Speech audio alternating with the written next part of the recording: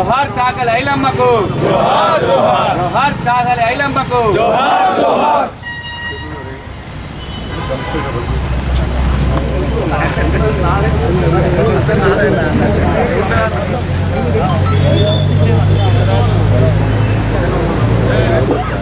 జోహార్ చాకలి ఐలమ్మ జోహార్ జోహార్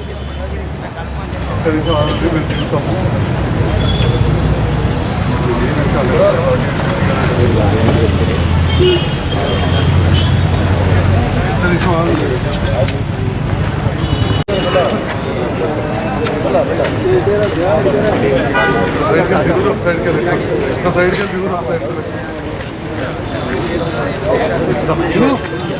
దేశంలో వేసిన దిగురు దిక్కుంటే ఒక సైడ్కి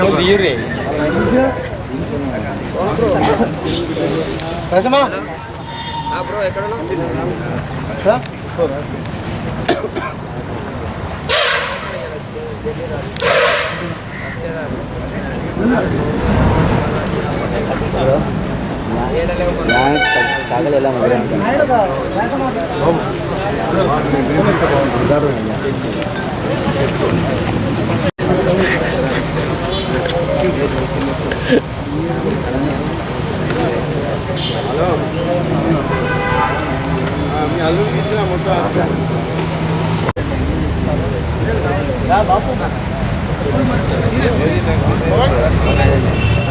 జోహార్ చాకలి ఐలమ్మ జోహార్ చాకలి ఐలమ్మ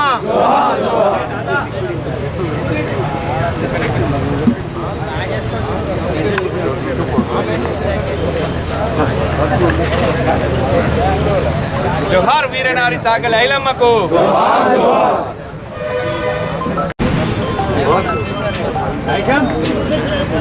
జోహార్ జోహార్ చాకలి ఐలమ్మకు మురారి ఎక్కురి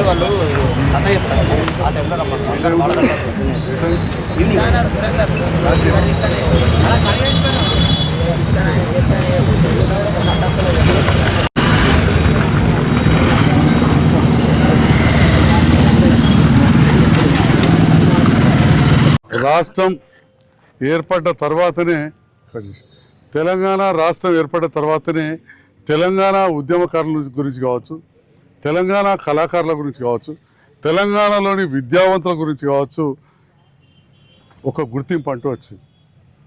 ఈరోజు చాకలి ఐలమ్మ గురించి మన ప్రభుత్వం అధికారికంగా తెలంగాణ వచ్చిన తర్వాతనే చెప్తా ఉంది. అదేవిధంగా కరీంనగర్ ముద్దుబిడ్డ పివి నరసింహారావు గారు మన ప్రభుత్వం వచ్చిన తర్వాత.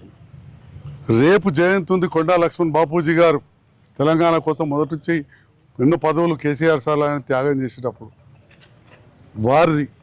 వారి పేరు మీద యూనివర్సిటీ కూడా పెట్టాను. వరంగల్లో కాళోజీ నారాయణరావు గారు ఉంటారు, వారి పేరు మీద మా హెల్త్ యూనివర్సిటీ పెట్టాను. ఈ రకంగా ఒక్కొక్కరి పేరు మీద ఎన్నో రకాలుగా మనం స్మరించుకుంటున్నాం. కొమరం భీమ్ పేరు మీద జిల్లా పేరు పెట్టేసింది సార్, కొమరం భీమ్ గారి పేరు మీద జిల్లా పేరు పెట్టారు. గిరిజనులు మన దగ్గర బంజారా సోదరులు ఉంటారు అంటే లంబడి వాళ్ళు అంటాం, ఎన్నడూ ఆలోచించకపోరు. సేవలాల్ మహారాజ్ జయంతి చేస్తున్నాం. కొమరం భీమ్ వాళ్ళకు దీపావళి అప్పుడు పండుగలు చేసుకుంటారు ఆదివాసీలు, వాళ్ళ గ్రామానికి 20,000 ఇస్తున్నారు. అంటే ఈ రకంగా ఈ ప్రభుత్వం తెలంగాణలోని వీరులను, తెలంగాణ కోసం ఎవరైతే పనిచేసినారో వారందరినీ, మన సంస్కృతిని కాపాడిన వాళ్ళని కూడా గుర్తిస్తాం. అది అన్ని రకాలుగా గుర్తిస్తాం. ఈరోజు ముఖ్యంగా రజక బిడ్డ కాబట్టి తెలంగాణ వాళ్ళందరూ కూడా గర్వంగా ఉండాలి, బీద బడుగు బలహీన వర్గాలు. ఎందుకంటే ఆనాడు స్వతంత్రం రాకముందే ఆనాటి జమీందారులు పెద్ద పెద్ద దొరలకు వ్యతిరేకంగా గొడ్డలు పట్టుకొని బయటకెళ్ళిన మహావీర నారి, వారి అడుగుజాడల్లో ఎంతోమంది నడిచినారు. ఒక వీర వనిత ఒకటి కాదు, వారి వెంట వేలాది మంది నడిచిన వీరమంతా. ఇక్కడ మన జైత్యాల్లో విగ్రహాన్ని ఏర్పాటు చేసుకున్నాం. నాకు సహకరించిన మీరందరూ ఇక్కడ రాకచక్క సంఘ సోదరులు, అదేవిధంగా మా ప్రభుత్వ అధికారులు, మా బీఆర్ఎస్ పార్టీ నాయకులు కూడా ఆల్వేస్ ఉన్నారు. అంతకుముందు ఎన్నడూ కూడా ఎవరు ఆలోచించలే. ఇవాళ ఈ గుడికి కావచ్చు, కమ్యూనిటీ హాల్కి కావచ్చు, ఎన్నో చోట్ల డబ్బులు ఇవ్వడం జరిగింది. అదేవిధంగా అల్లీపూర్లో రజక సంఘంకు మొన్న మడలే గుడి కాడ బ్రహ్మాండమైన సీసీ రోడ్ వేసింది. ఇక గుళ్ళకు మనం చేసే అవకాశం వచ్చిందైతే నేను చెప్తే చాలా టైం పడుతుంది. పల్లెటూరు భాషలో అయితే చెప్తే శాంతాడంతా అంటారు. కానీ గుళ్ళకి చేస్తాం అంటే మనం అన్ని ధర్మాలను మనం ఒక తిరిగానే చూస్తాం. కొట్లాటలు ఉండొద్దని చెప్పి అదేవిధంగా క్రైస్తవులకు కూడా వాళ్ళ క్రిస్మస్ అప్పుడు అన్నీ చేస్తున్నాం, చర్చిలకు ఇచ్చినాం, ముస్లింలకు కూడా ఇచ్చి అంటే ఒక సామరస్యంగా చేసినాం. యువత ఇది ముఖ్యంగా అర్థం చేసుకోవాలి, పెద్దవాళ్ళు యువతకి చెప్పాలి. కొందరు యువతను ఓన్లీ మతం పేరు మీద రెచ్చగొడతారు. మతం ఒక్కటే మనకు అన్నం పెట్టదు. మన బీద దేశం, బీదరికంతో పోరాడాలి. పోరాడు అంటే బీదరికాన్ని పారుదోలాలంటే మన లోపల చైతన్యం రావాలి, విద్య రావాలి. విద్య వస్తే ఉపాధి ఆటోమేటిక్గా ఏదో రకంగా వస్తుంది. మరి దానికోసం ఇవాళ భారతదేశంలో ఎక్కడ లేనన్ని బీసీ గురుకుల పాఠశాలలు ఉన్నాయి, బీసీ గురుకుల కళాశాలలు ఉన్నాయి. ఇప్పుడు మెడికల్ కాలేజ్ రావడంతో ఇన్ని మెడికల్ కాలేజీలు వస్తే భారతదేశంలో ఎక్కడ లేనన్ని మెడికల్ సీట్లు తెలంగాణ బిడ్డలకు దొరుకుతాయి. అది కూడా బీసీ ఎస్సీ ఎస్టీ బిడ్డలకు ఎక్కువ వస్తాయి. ఆటోమేటిక్గా ప్రభుత్వం కాబట్టి రిజర్వేషన్ ఆటోమేటిక్గా వస్తాయి. నువ్వేం అడిగేది అంటే ముఖ్యమంత్రి గారు అడగకముందే చేసే వ్యక్తి. ఎన్నడన్నా గర్భిణీలు వచ్చి అంతకుముందు వారంకు 2 కోడిగుడ్లు పెడతారు, మనకు 8-15 చేయమని అడిగినరా? సార్ రోజు చేసేసాడు, నెలకు 30. ఇవాళ బంధు పెట్టిన అంగన్వాడీలు ఇవాళకి మొక్కాలి. ఎందుకో మొక్కడంటే వ్యంగ్యం కాదు. దయనమ్మ దండమమ్మ 4,000 జీతం 13,500 చేసిండ్రు. మంచిగా రోజు కోడిగుడ్లు ఇచ్చాలి, మంచిగా చూసుకొని అంటే ఆయమ్మల జీతం 1000 ఉండినాయి తెలంగాణ రాకముందు. ఇవాళ 7,000 చేసిండ్రు. మీ దగ్గర ఆశమ్మల జీతం 1,000-1,500 ఉండే, 9,700 చేసిండ్రు. అంటే అడగకముందే టక 3 సార్లు పెంచింది.